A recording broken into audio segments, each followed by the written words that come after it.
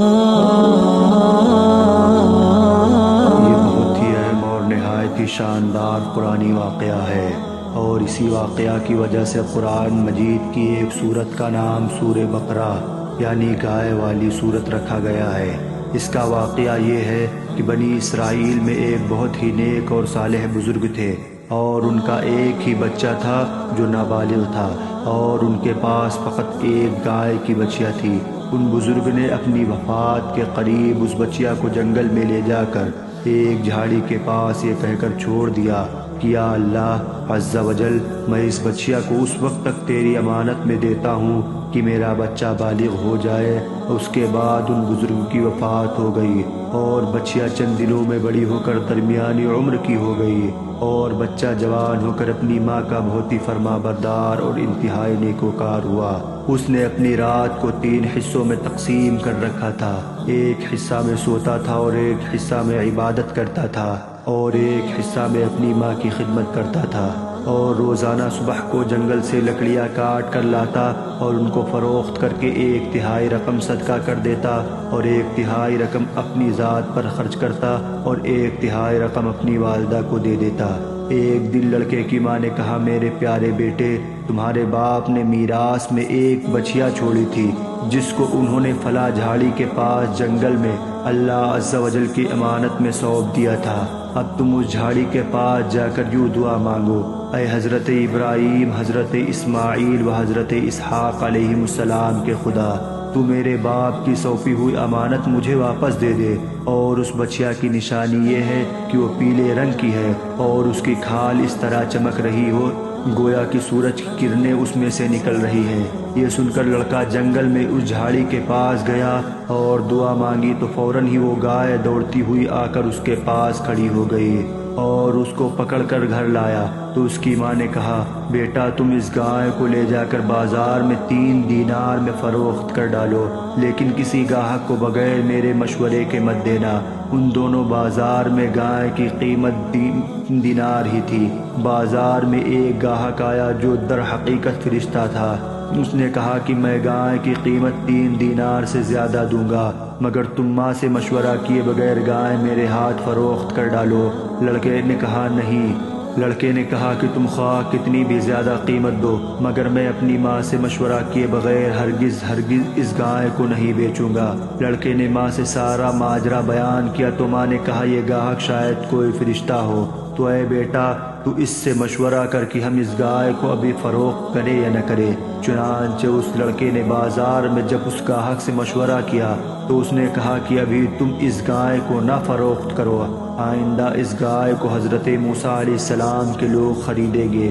تم اس گائے کے چمڑے میں سونا بھر کر اس کی قیمت طلب کرنا، تو لوگ اتنی ہی قیمت دے کر خریدیں گے۔ چنانچہ چند ہی دنوں کے بعد بنی اسرائیل کے ایک بہت ہی مالدار آدمی جس کا نام عامیل تھا، اس کے چچا کے دونوں لڑکوں نے اس کو قتل کر دیا اور اس کی لاش کو ایک ویرانے میں ڈال دیا۔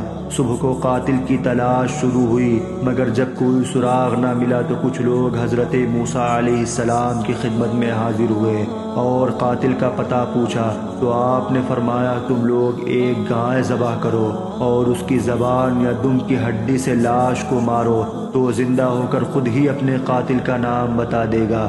یہ سن کر بنی اسرائیل نے گائے کے رنگ، اس کی عمر وغیرہ کے بارے میں بحث و کریت شروع کر دی، اور بالآخر جب وہ اچھی طرح سمجھ گئے کہ فلاں قسم کی گائے چاہیے تو ایسی گائے کی تلاش شروع کر دی، یہاں تک کہ جب یہ لوگ اس لڑکے کی گائے کے پاس پہنچے تو ہو بہو یہ ایسی ہی گائے تھی جس کی ان لوگوں کو ضرورت تھی۔ چنانچہ ان لوگوں نے گائے کو اس کے چمڑے میں بھر کر سونا اس کی قیمت دے کر خریدا اور ذبح کر کے اس کی زبان یا دم کی ہڈی سے مقتول کی لاش کو مارا، تو زندہ ہو کر بول اٹھا کہ میرے قاتل میرے چچا کے دونوں لڑکے ہیں جنہوں نے میرے مال کے لالچ میں مجھ کو قتل کر دیا۔ یہ بتا کر پھر وہ مر گیا۔ چنانچہ ان دونوں قاتلوں کو قصاص میں قتل کر دیا گیا، اور مرد صالح کا لڑکا جو اپنی ماں کا فرما بردار تھا کثیر دولت سے مالا مال ہو گیا۔ اس پورے مضمون کو قرآن مجید کی مقدس آیتوں میں اس طرح بیان کیا گیا ہے، اور جب موسیٰ نے اپنی قوم سے فرمایا خدا تمہیں حکم دیتا ہے کہ ایک گائے ذبح کرو، بولے کہ آپ ہمیں مسخر بناتے ہیں۔ فرمایا خدا کی پناہ کہ میں جاہلوں میں سے ہوں۔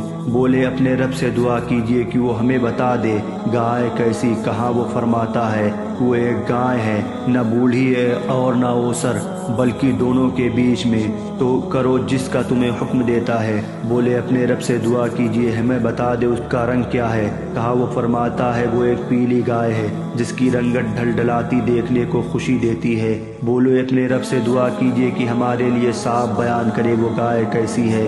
بے شک گایوں میں ہم کو شبہ پڑ گیا، اور اللہ چاہے تو ہم راہ پا جائیں گے۔ کہا وہ فرماتا ہے کہ وہ ایک گائے ہے جس سے خدمت نہیں لی جاتی، کہ زمین جوتے اور نہ کھیتی کو پانی دے، بے عیب ہے جس میں کوئی داغ نہیں۔ بولے اب آپ ٹھیک بات لائیں تو اسے ذبح کیا، اور ذبح کرتے معلوم نہ ہوتے تھے، اور جب تم نے ایک خون کیا تو ایک دوسرے پر اس کی تہمت ڈالنے لگے، اور اللہ کو ظاہر کرنا تھا جو تم چھپاتے تھے۔ تو ہم نے فرمایا اس مقتول کو اس گائے کا ایک ٹکڑا مارو، اور اللہ یوں ہی مردے جلائے گا، اور تمہیں اپنی نشانیاں دکھاتا ہے کہ تمہیں عقل ہو۔ درس ہدایت، اس واقعے سے ہمیں ہدایت کا درس ملتا ہے۔ اس واقعے سے بہت سی عبرت انگیز اور نصیحت خیز باتیں اور احکام معلوم ہوئے۔ ان میں سے چند یہ ہیں جو یاد رکھنے کے قابل ہیں۔ خدا کے نیک بندوں کو چھوڑے ہوئے مال میں بڑی خیر و برکت ہوتی ہے۔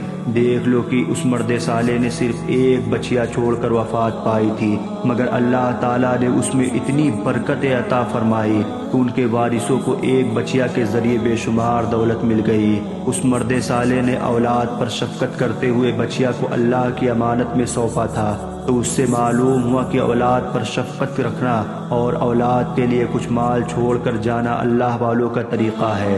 ماں باپ کی فرما برداری اور خدمت گزاری کرنے والوں کو خداوند کریم غیب سے بے شمار رزق کا سامان عطا فرما دیتا ہے۔ دیکھ لو اس یتیم لڑکے کو ماں کی خدمت اور فرما برداری کی بدولت اللہ تعالی نے کس قدر صاحب مال اور خوشحال بنا دیا۔ خداوند قدوس کے احکام میں بحث اور قریت کرنا مصیبتوں کا سبب ہوا کرتا ہے۔ دیکھ لو بنی اسرائیل کو ایک گائے ذبح کرنے کا حکم ہوا تھا، وہ کوئی سی بھی ایک گائے ذبح کر دیتے تو فرض ادا ہو جاتا، مگر ان لوگوں نے جب بحث اور قریت شروع کر دی کہ کیسی گائے ہو، کیسا رنگ ہو، کتنی عمر ہو، تو مصیبت میں پڑ گئے کہ انہیں ایک ایسی گائے ذبح کرنی پڑی جو بالکل نایاب تھی، اس لیے اس کی قیمت اتنی زیادہ ادا کرنی پڑی کہ دنیا میں کسی گائے کی اتنی قیمت نہ ہوئی، نہ آئندہ ہونے کی امید ہے۔ جو اپنا مال اللہ تعالیٰ کی امانت میں سونپ دے، اللہ تعالیٰ اس کی حفاظت فرماتا ہے اور اس میں بے حساب خیر و برکت عطا فرماتا ہے۔ جو اپنے اہل و عیال کو اللہ تعالیٰ کے سپرد فرما دے، اللہ تعالیٰ اس کے اہل و عیال کی ایسی پرورش فرماتا ہے کہ جس کی کوئی سوچ بھی نہیں سکتا۔